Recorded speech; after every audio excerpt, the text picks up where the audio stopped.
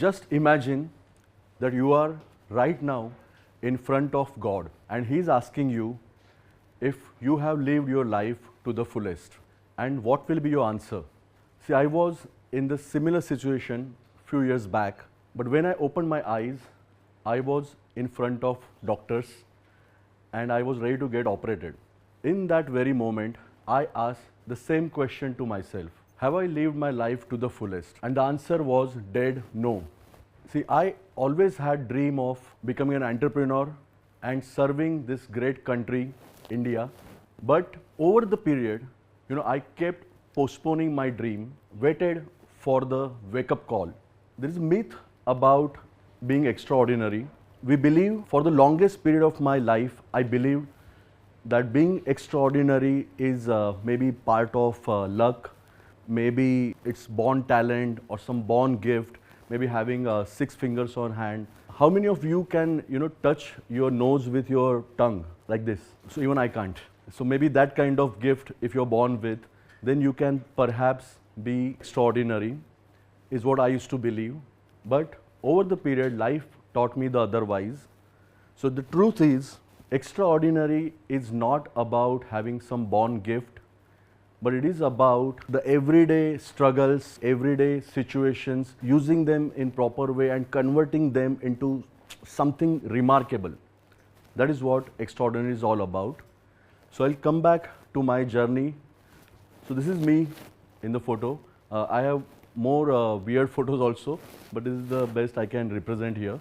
So this was me after my accident. It was actually in Kerala, where my wife, my son, we were traveling on a family picnic. See, I was always an adventurous person. I never used to go in a straight line. I used to jump, climb, used to do all those things.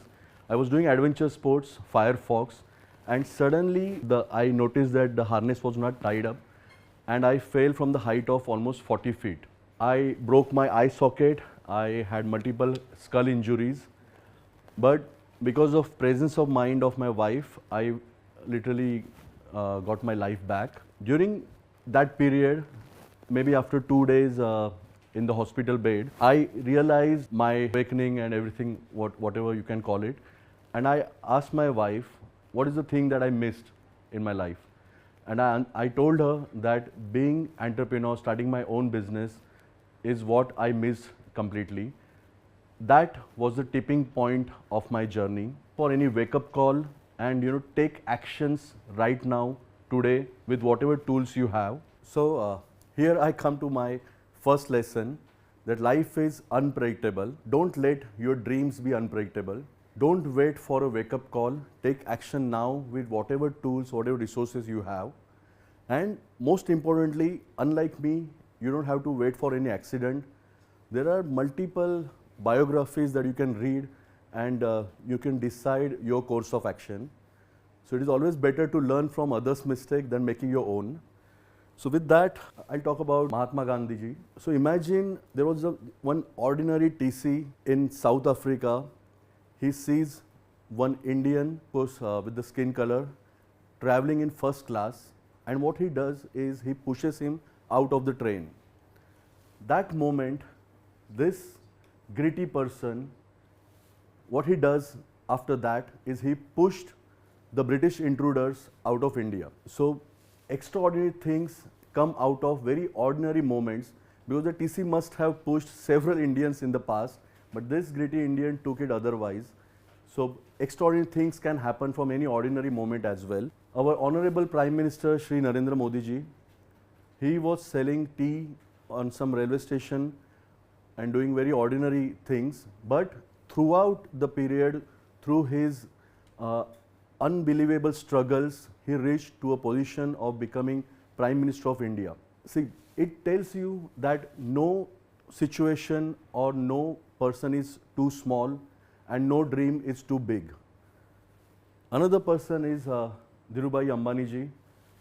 See, he was son of a teacher working for a petroleum company, and then he owned his own petroleum giant, Reliance. Other person which doesn't need any introduction is our great Chhatrapati Shivaji Maharaj. He was son of a very wealthy Lieutenant Shahaji Maharaj, and he could have easily spent his life without doing anything. There was no requirement of doing anything for him in his life, but he did for his people a lot, and he created his own empire. And he is the greatest example of being extraordinary. So what it tells us is your background does not matter from where you have come, and also it decodes a pattern that extraordinary is not about privilege, but it is all about resilience and vision. I'll come back to my experience again. After the accident, or I'll say before accident, I was a marathon runner, and post accident I was confined to a bed. But I did not give in to the frustration, and I started working on small wins.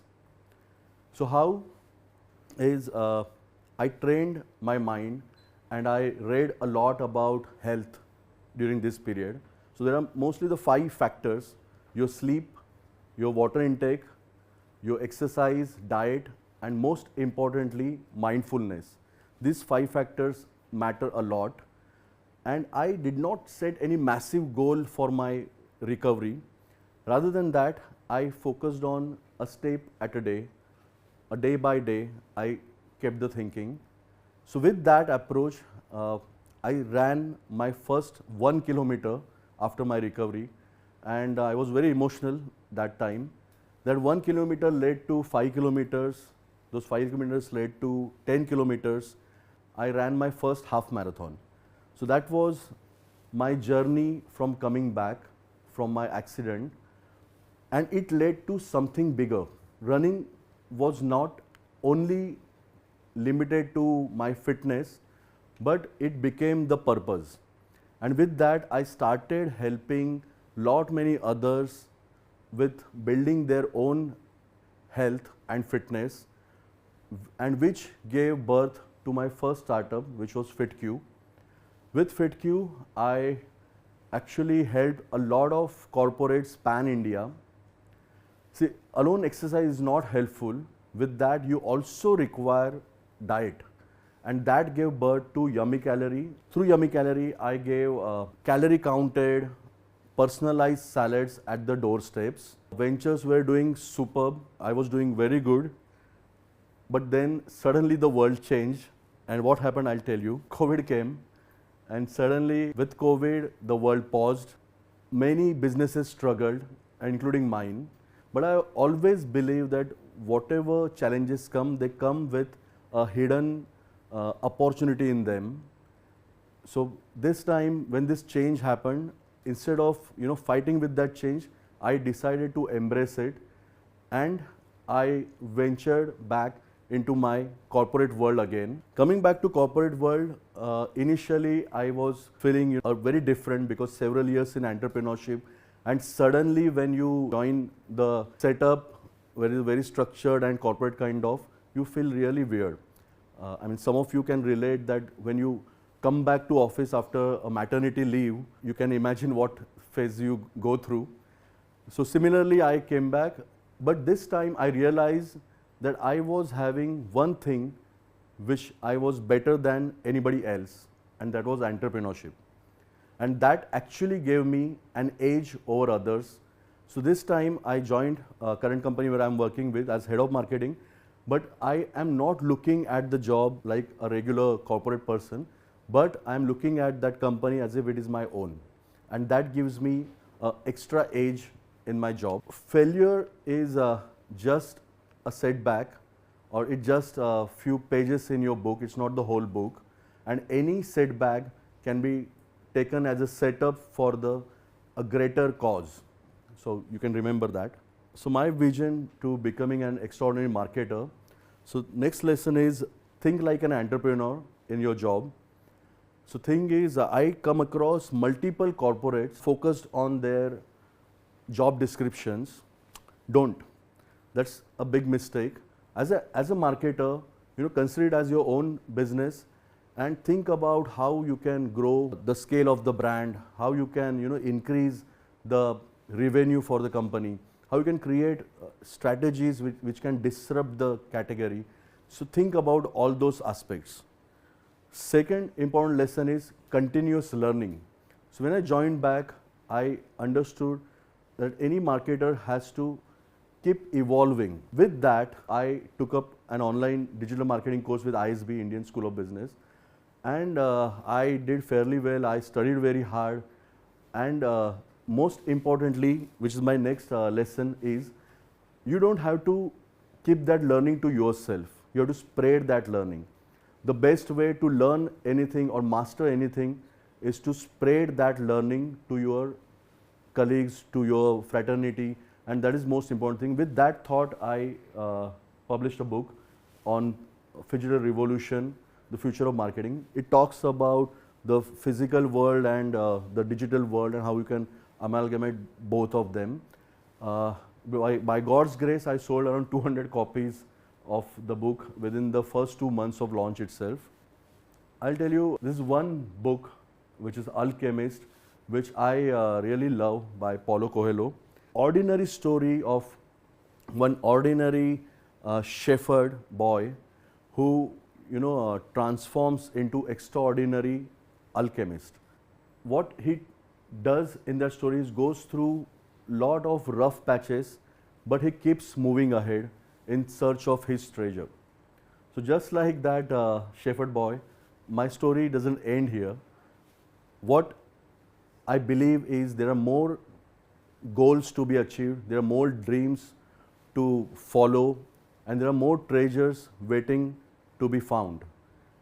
With that, extraordinary is not only about being different, but it's all about being relentless. So take small steps, baby steps. The fastest way to reaching anywhere is going very slow. So take very small steps. Any setback that you get, think about it as a setup for a greater good. In our lives, please believe, if it is ordinary life, there lies some potential for making it very, very extraordinary. So with that, I leave you with one very important question, and you have to answer that to yourself, not to anybody else.